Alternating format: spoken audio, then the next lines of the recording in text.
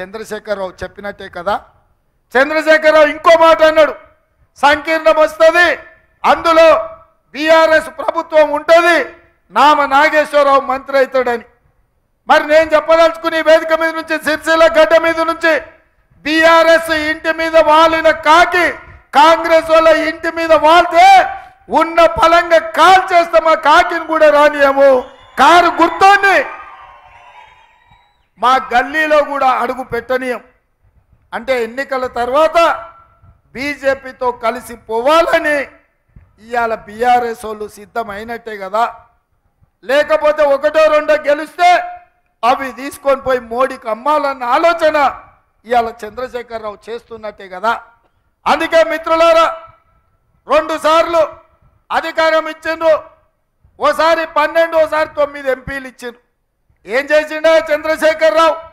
ఈడ కార్లాగా కనిపిస్తుంది, ఢిల్లీకి పోతే కమలం అయిపోతుంది.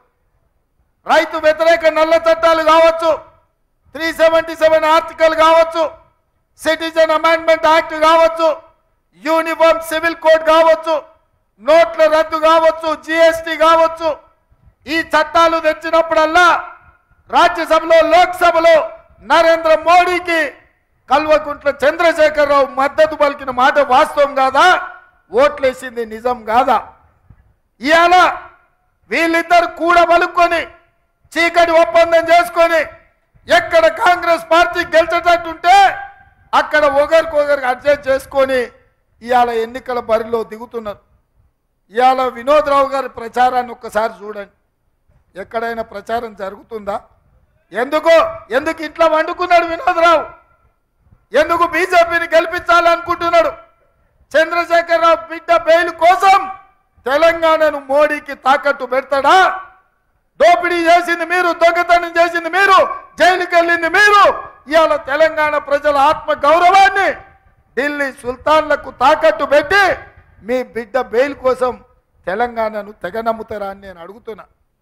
నువ్వెందుకు అడుగుతలేవు నరేంద్ర మోడీని?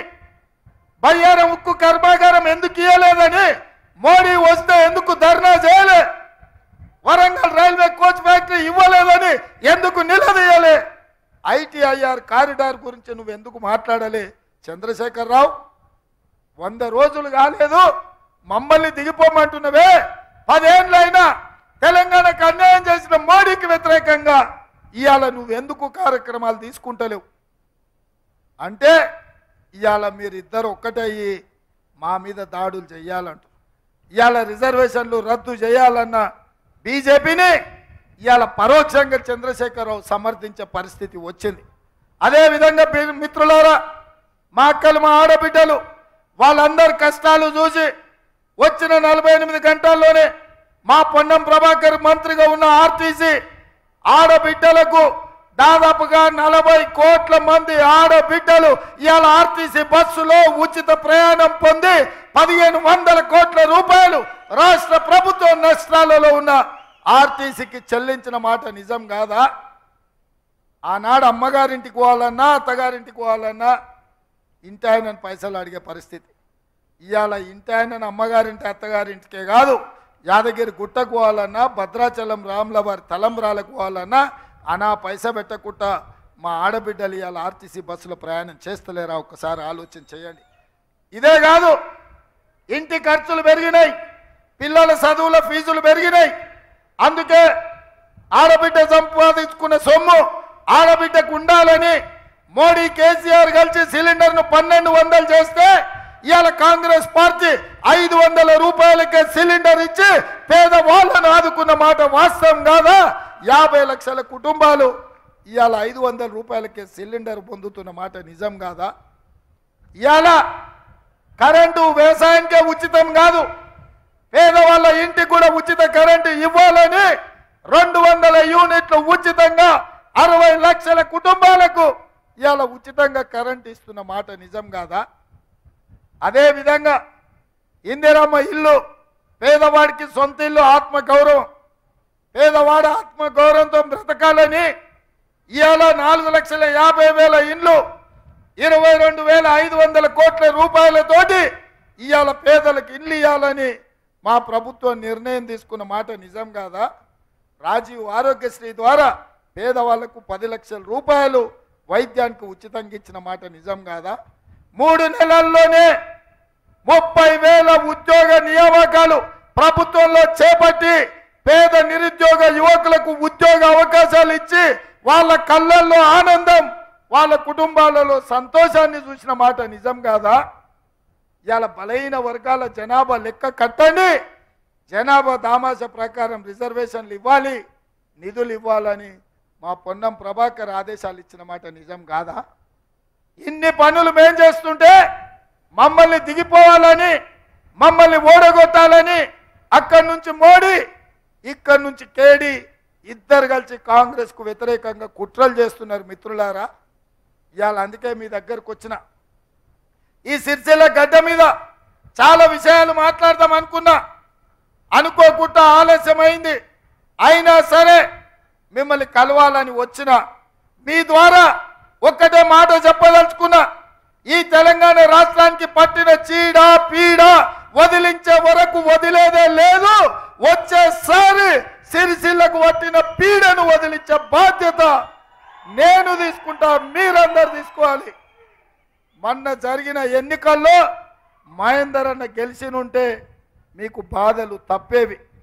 ఇవాళ ఆయన పొంకనాలు కొడుతున్నాడు, చేనేత కార్మికుల గురించి మాట్లాడుతున్నాడు. నేను అడుగుతున్నా, ఈ ఉద్దెరోడు 40,000 కోట్ల రూపాయలు ఉద్దెర పెట్టిపోయింది ఆ పోతా. ఇక ఆ ఉద్దెర బకాయిలు చెల్లించలేక నేను చేస్తున్నా.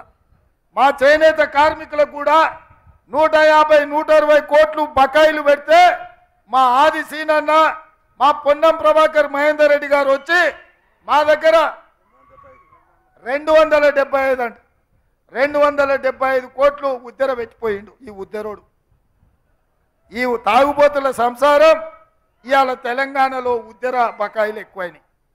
వీళ్ళు వస్తే నేను మాట్లాడి, నేతన్నలు గీతన్నలు మనవాళ్ళు మనకు ఓట్లేసిండ్రు, మనల్ని గెలిపించిండ్రు, వాళ్ళని ఆదుకోవాలని నేతన్నల కోసం 50 కోట్ల రూపాయలు బకాయిలు విడుదల చేసి ఆ కుటుంబాలను ఆదుకొని ఎన్నికల కోడ్ అయిన వెంబడే మిగతా పైసలు ఇచ్చి మా చేనేత కార్మికుల కుటుంబాలలో సంతోషం చూడాలని అనుకుంటున్నాం. కాళేశ్వరం ప్యాకేజ్ 9 పెండింగ్ ఉంది, ఇంకా పూర్తి కాలే. పాదయాత్రలో నేను చూసిపోయినా, ఈరోజు కూడా అది అట్లనే పడవ పడ్డది. ఆ పడవ పడ్డ పనులు కూడా చేపించే బాధ్యత నాది. ఇవాళ మేడిగడ్డ మేడి పండు అయింది, అన్నారం పక్కున వలిగింది, సుందిలో ఎట్లుందో ఎవరికి తెలుస్తలేదు. 1,00,000 కోట్లు పెట్టినా అంటాడు, బాగా మెక్కిండు పందికొక్కు లెక్క. ఇవాళ మేడిగడ్డ సుందిల అన్నారం ఇవాళ దిక్కులేంది అయిపోయింది. అందుకే ఇవాళ మిత్రులారా, ఈ ఎన్నో విషయాలు ఉన్నాయి. వీటన్నిటినీ ఇక మిడ్ మానేరు ముంపు గ్రామాల గురించి చెప్తున్నాడు మా ఆదిశీనన్న. అన్నీ ఉన్నా అల్లుడి నోట్లో శని అని పెద్దోళ్ళు చెప్పారు. ఏం పోయే కాలం వచ్చిందా? 20 లక్షల కోట్ల రూపాయలు 10 ఏళ్ళ ఖర్చు పెట్టిండు, 7 లక్షల కోట్ల రూపాయలు అప్పులు తెచ్చిండు. అత్తగారు వాళ్ళని చూశాను, అత్తగారింటికాడ ఇచ్చిండొచ్చు కదా వాళ్ళకు, మిడ్మానేరులకు, వాళ్ళకు కూడా న్యాయం చేయలేను. ఇక ఏం చెప్పాలంటారు మీకు? అందుకే మిత్రులారా, ఇవన్నీ కష్టాలు ఉన్నాయి ఈరోజు సమాజంలో మీరు చూస్తున్నారు. అందుకే మీ కష్టంతో ఇవాళ అయ్య పేరు చెప్పో తాత పేరు చెప్పో ఈ కుర్చీలలో దిగిపోమంటే దిగిపోనికే ఉద్దరకు రాలేదు. ఏదైనా గాలికి వచ్చి గాలికి పోతాం అనుకుంటున్నాం, మామూలుగా ఏం రాలేదు. మీకు తెలుసు కదా, మీ రక్తాన్ని చెమటగా మార్చి మీ చెమటను దారబోసి భుజాలు కాయలు కాసేలాగా కేసులు కట్టుకొని జైళ్ళకు పోయి అవసరమైతే ప్రాణాలు వదిలిండ్రు కానీ 3 రంగుల జెండాను వదలలేదు. మీరు కష్టపడితే, మీరు మోస్తే మీ భుజాల మీద తీసుకొచ్చి ఆ కుర్చీలో కూర్చోబెట్టిరు. వాడో వీడో దిగు అంటే తొక్కుతామని చెప్పినా ఇవాళ కూడా చెప్తున్నా, బిడ్డ అట్లా ఇట్లా రాలేదు. ఆదిలాబాద్ నుంచి అలంపూర్ వరకు పాదయాత్రలు చేసి నల్లమల అడవు నుంచి తొక్కుకుంటూ వచ్చినాం. 10 ఏళ్ళ కుర్చీలో ఉంటాం. పేద ప్రజలకు ఇచ్చిన మాట నిలబెట్టుకుంటాం. పేదలను ఆదుకునే వరకు మన ప్రభుత్వం ఉంటుంది. ఎవరు అదరాల్సిన పని లేదు, ఎవరు బెదరాల్సిన పని లేదు. అందుకే మిత్రులారా, ఇవాళ నా విజ్ఞప్తి ఒక్కటే, వినోద్ రావును చూసిండ్రు, బండి సంజయ్ని చూసిండ్రు. వాళ్ళేమో కొత్తోళ్ళు కాదు, కొత్తగా చేసేది లేదు, కొత్తగా చెప్పేది లేదు. అందుకే ఇవాళ మిమ్మల్ని ఒక్కటే అడుగుతున్నా, వెల్చాల రాజేందర్ గారు 10 రూపాయలు ఇంట్లోకెళ్ళి ఖర్చు పెట్టేటోడు, జగపతిరావు గారు 2 సార్లు ఎమ్మెల్యేగా ఎమ్మెల్సీగా తెలంగాణ ఉద్యమకారుడుగా ఈ ప్రాంత ప్రజలకందరికీ తెలిసినోడు. ఇవాళ రాజేందర్ను మీరందరూ ఆశీర్వదించండి. ఇట్లాంటి వాడు చదువుకున్నవాడు ఉంటే ఢిల్లీలో నాకు అండగా ఉంటాడు. మీ చేనేత పరిశ్రమ మీద వేసిన 5% GST మీద పార్లమెంటులో కొట్లాడాలి.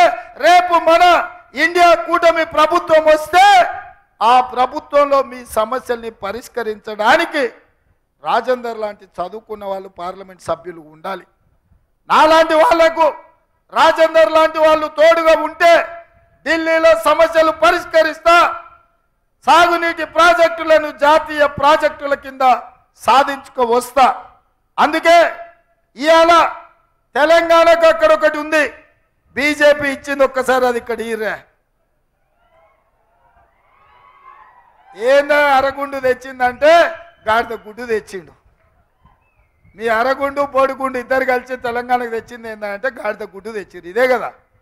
అందుకే ఇవాళ నేను మీకు గుర్తు చేయదలుచుకున్నా, బయ్యారం ఉక్కు కర్మాగారం మనం అడిగితే బీజేపీ ఇచ్చింది.